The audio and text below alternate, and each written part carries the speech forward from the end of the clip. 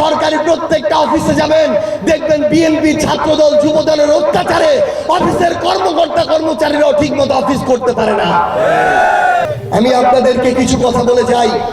রাস্তার উন্নয়ন প্রকল্পগুলো হচ্ছে 1 নম্বরের জায়গায় 3 নম্বর ইট দেয়া হয়, বালির জায়গায় মাটি দেয়া হচ্ছে, যেখানে 3টা রড দেওয়া দরকার 1টা রড দেওয়া হচ্ছে। আমরা দেখছি টেন্ডার হতে না হতেই এখানে জামাতের এমপি থাকলেও সরকারি প্রত্যেকটা অফিসে যাবেন, দেখবেন বিএনপি ছাত্রদল যুবদলের অত্যাচারে অফিসের কর্মকর্তা কর্মচারীরাও ঠিক মতো অফিস করতে পারে না। ওইখানে আবার কিছু কর্মকর্তা কর্মচারী যারা নিজেদেরকে সরকারি কর্মচারীর চেয়ে বিএনপির লোক হিসেবে পরিচয় দিতে বেশি ভালো লাগে যাদের, তারা তাদের সাথে মিলে আরেকটা টেন্ডারবাজির লুটপাটের রাজত্ব কায়েম করেছে। আমাদেরকে ঐক্যবদ্ধভাবে এগুলো প্রতিহত করতে হবে।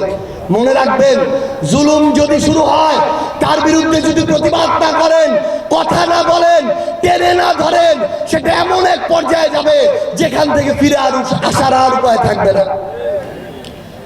আমরা সর্বশেষ জনাব সালাউদ্দিন আহমেদকে নিয়ে একটা কথা বলতে চাই।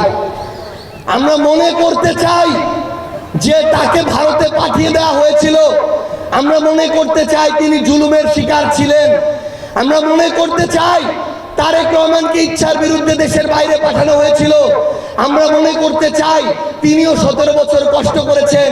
কিন্তু যেই মানুষ 50% ভোট দিয়ে বিএনপিকে ক্ষমতায় পাঠিয়েছে, সেই মানুষরা 70% ভোট দিয়েছে আমার গণভোটের পক্ষে, জুলাই সনদের পক্ষে, সংস্কারের পক্ষে।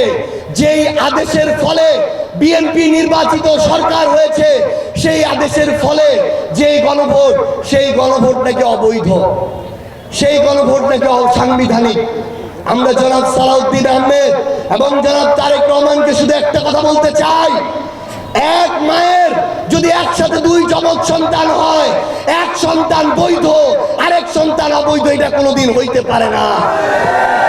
যদি আমার এই সংস্কার যদি অবৈধ হয়, আমার জুলাই সনদ যদি অবৈধ হয়, আমার গণভোট যদি অসাংবিধানিক হয়, তাহলে আপনি সালাউদ্দিন আহমেদ, জনাব তারেক রহমান, বিএনপি সরকার সবকিছুই অবৈধ, সবকিছু অসাংবিধানিক।